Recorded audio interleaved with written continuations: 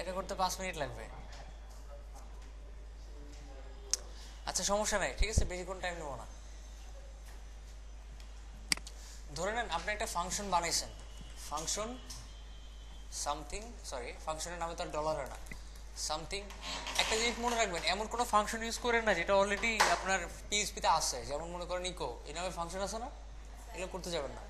Unique একটা নাম দিবেন, অলওয়েজ ইউনিক নাম দিবেন। একটা কাজ করেন, এটা করে দেখেন, দেখেন কি হয়, দেখছেন?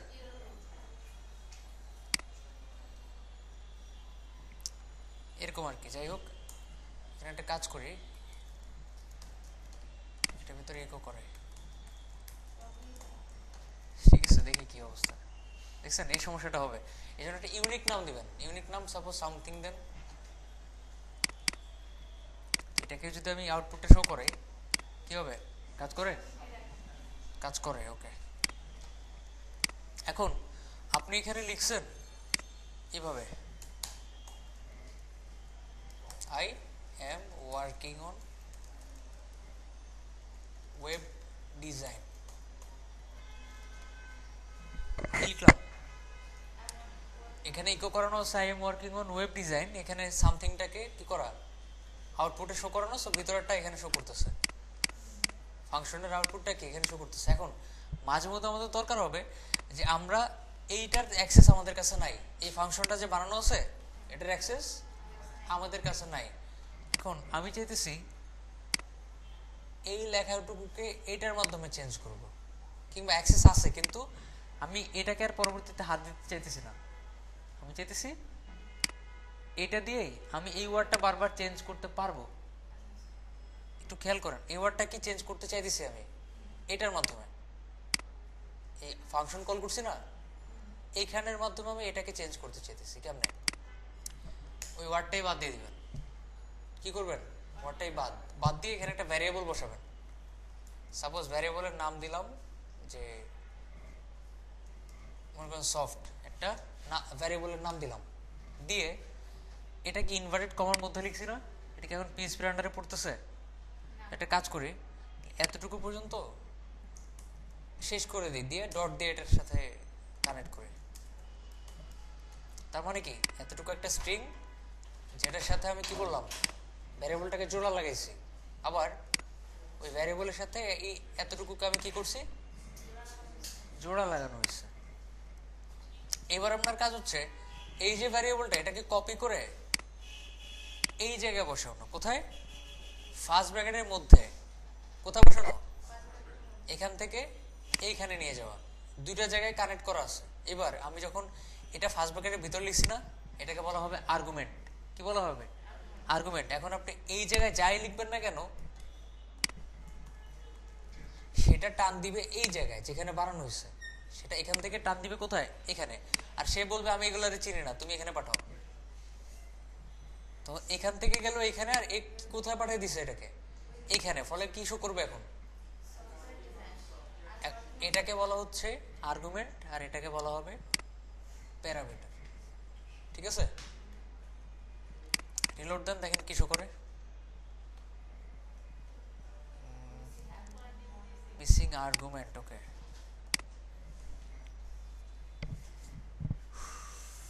কিছু কি ভুল হয়েছে?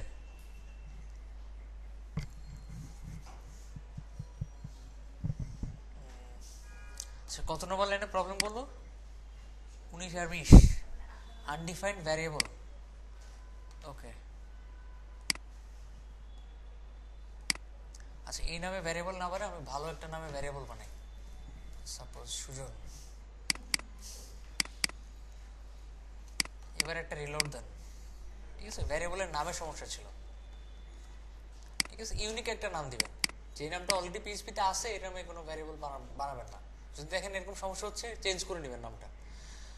আচ্ছা এই যে আমি নামটা আলাদা করলাম, তো এই ওয়ার্ডটা আমি রিপ্লেস করবো বারবার, এই জন্য এটা ওয়ার্ডের বদলে কি ইউজ করলাম, একটা ভ্যারিয়েবল। আর সেই ভ্যারিয়েবলটা ফার্স্ট ব্র্যাকেটে দিয়ে যখন শো করাবো, তখন এই ফার্স্ট ব্র্যাকেটের ভিতর যাই লিখবো সেটা এখানে গিয়ে এড করবে, আর এটা এখানে গিয়ে এড করবে। তখন কি পুরো সেন্টেন্সটাই চেঞ্জ হয়ে গেল। সো আর্গুমেন্ট আর প্যারামিটার বুঝতে পারছি, ক্লিয়ার?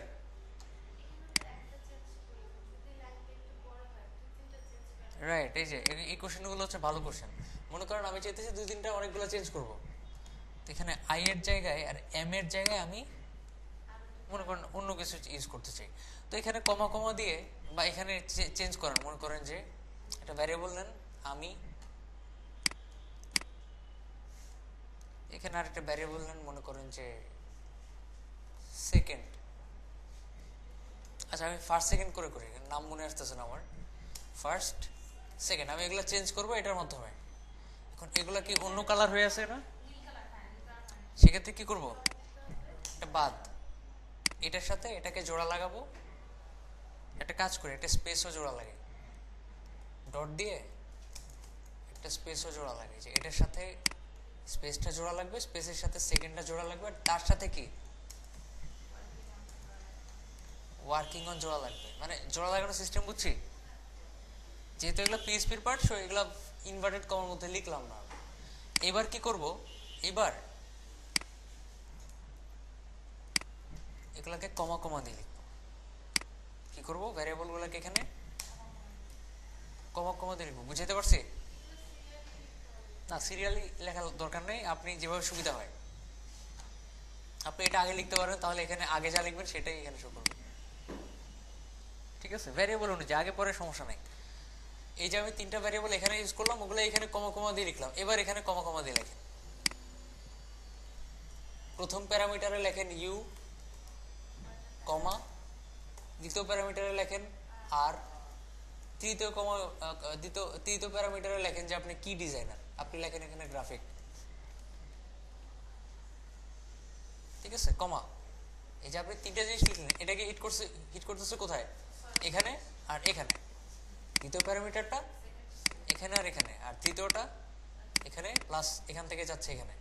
আচ্ছা এবার রিলোড দেন, দেখেন কিছু করে, you are working on graphic design, clear?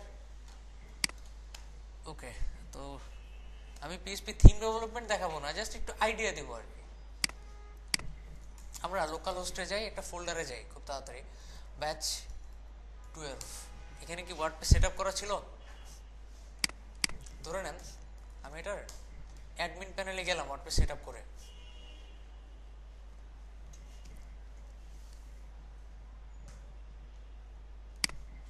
এত টাইম কেন লাগবে?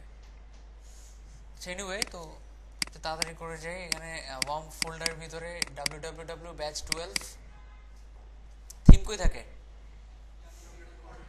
কন্টেন্টের থিমস এর ভিতরে যান, এখানেই তো সব থিম থাকে, একটা ফোল্ডার বানান এখানে থিম বানানোর জন্য। সাপোজ এখানে করলাম যে বেসিক থিম, মাঝখানে স্পেস রাখা যাবে না, কিছু রাখা যাবে না, একসাথে লিখতে হবে, দেখেন এগুলো কিন্তু একসাথে লিখছে। এটার ভিতরে একটা থিমকে অ্যাক্টিভেট করার জন্য জাস্ট দুইটা জিনিস লাগে অ্যাক্টিভেট করার জন্য, একটা হচ্ছে index.php আর একটা হচ্ছে style.css, তাইলে অ্যাক্টিভেট করা যাবে। তাহলে কি অ্যাক্টিভেট করা যাবে। এবার এখানে লগ ইন করেন, কি যেন নাম ছিল, আমি তুমি,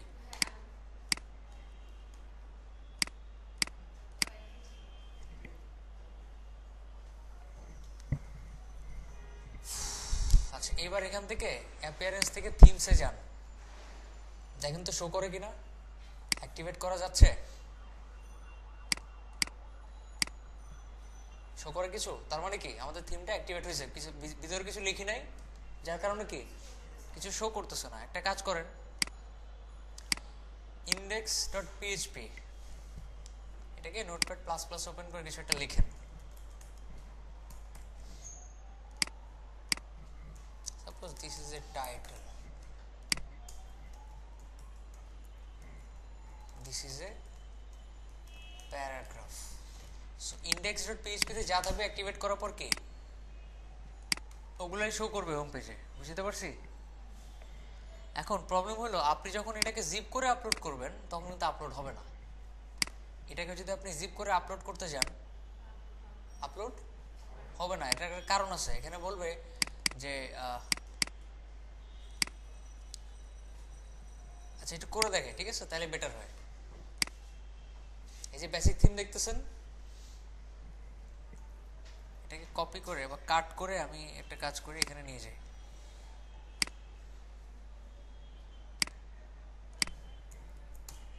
এই যে ফোল্ডারটা, এটাকে আমি জিপ করি। এখন এখান থেকে আমি থিমসে গেলাম। থিমটা কি এখন আর আছে? আছে থিমটা? নাই, অ্যাড নিউ করেন, করে আপলোড করেন, দেখেন আপলোড হয় কিনা।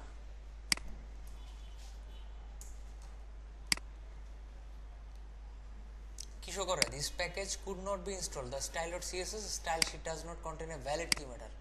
style.css এ কিছু হেডারের মধ্যে কিছু কোড থাকে যেগুলো আমি ইউজ করি নাই, যার কারণে অ্যাক্টিভেট হচ্ছে না, ইনস্টল হচ্ছে না। Theme install failed. কি করা যায়? style.css টা, আচ্ছা এটা তো অন্যটা মনে হচ্ছে আমার কাছে। আচ্ছা এনিওয়ে screenshot.png এটাকে ডিলিট করি, আমি দুটাকে ওপেন করি।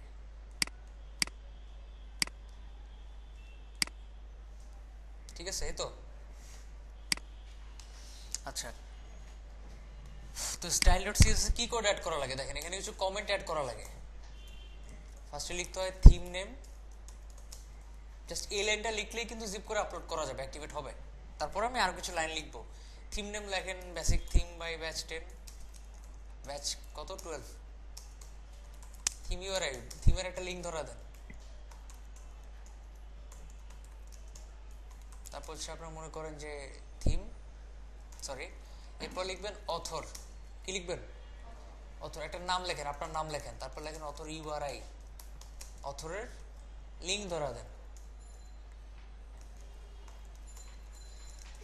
আচ্ছা এইবার ভার্সন দেন একটা, যে আমার এই থিমের ভার্সন কত, 1.0।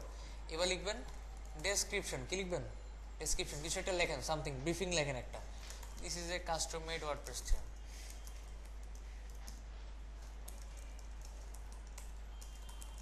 As a practice. আচ্ছা এরপরে আপনি আরো অনেক কিছু অ্যাড করতে পারেন, তার মধ্যে একটা হচ্ছে ট্যাগস। ট্যাগ মানে কি? এই থিমটা কি কি টাইপের, বেসিক থিম, মাল্টিপারপাস, প্র্যাকটিস, এরকম বহুত কিছু লিখতে পারবেন। এবার একটা কাজ করেন, এবার কেটে দেন, কেটে দিয়ে জিপ করেন এই ফোল্ডারটাকে।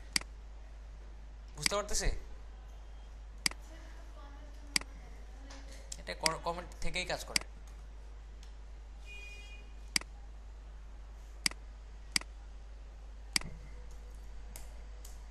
আচ্ছা এই যে আমি ইনস্টল করলাম, দেখছেন অ্যাক্টিভেটের অপশন আসছে। এবার অ্যাক্টিভেট করি, করার পরে একটু খেয়াল করেন, এই যে একটা থিমে গেলে এখানে নাম, ভার্সন, তারপরে অথরের নাম, অথরের লিঙ্ক, এগুলো থাকে। আমাদের থিমেও কিন্তু এখন চলে আসছে, এই যে বেসিক থিম বা ব্যাচ 12 ভার্সন 1.0 বাই সুজন। এই হচ্ছে ডেসক্রিপশন, এই হচ্ছে ট্যাগ। ঠিক আছে, এখন এই যে একটা ছবি থাকে, এই ছবিটা কই পাবো? যে কোনো একটা আপনার ডিজাইনের একটা ছবি কাটেন, ধরে নেন যে এই ছবিটাই, ধরে নেন কি এই ছবিটাই আপনি কোনো একটা ওয়েবসাইট থেকে একটা ডিজাইন আপনি কাটলেন।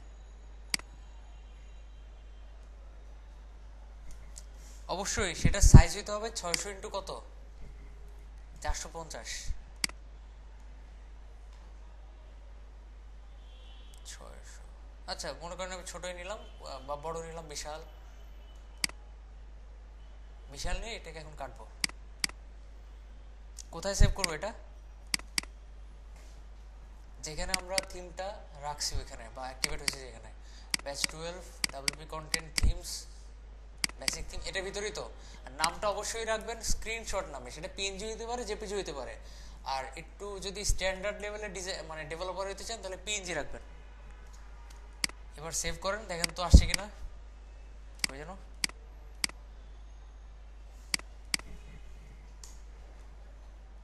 এটা লগ আউট হয়ে গেছে।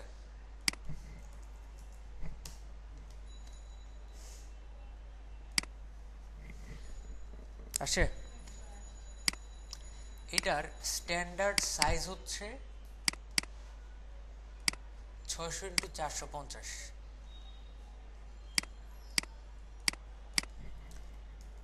600 ইন্টু 450। চ্যাপটা হয়ে গেলে ওইভাবেই কেটে নেবেন। আচ্ছা এবার একটু রিলোড দেন। ঠিক আছে, ছবি আসছে। সো আমাদের কয়টা ফাইল আছে আপাতত? তিনটা। ক্লিয়ার? ওকে, এবার একটু কিছু ফাংশন সম্পর্কে আইডিয়া। একটা ফাংশন জাস্ট,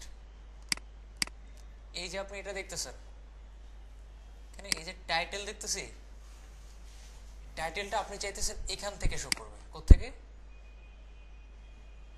এখান থেকে, এইখান থেকে। তাহলে আপনি এখানে একটা পিএইচপি শুরু করতে পারেন, পিএইচপি শেষ করতে পারেন করে এবার এখানে একটা ফাংশন ইউজ করেন, ব্লগ ইনফো। কি ফাংশন এটা? ওয়ার্ডপ্রেসের একটা ফাংশন। এখানে দুই ধরনের প্যারামিটার আছে, একটা হচ্ছে আপনার টাইটেলও দিতে পারেন, তাও কি এটাই শো করবে। এখানে চেঞ্জ করেন, মনে করেন যে ওয়ার্ডপ্রেস সাইট, এখানে রিলোড দেন, কি শো করে। আবার এখানে আপনারা নেম ইউজ করলেও কিন্তু সেম কাজ করবে। এই হলো ফাংশন, এই হলো তার প্যারামিটার। এখানে অনেক প্যারামিটার আছে, যেমন ডেসক্রিপশন। যদি ডেসক্রিপশন ইউজ করেন তাহলে কি ট্যাগ লাইনটা পাবে। ক্লিয়ার? আপাতত এতটুকু দেখায় রাখলাম, নেক্সট ক্লাসে আমরা থিম ডেভেলপমেন্ট করব। বাসায় গিয়ে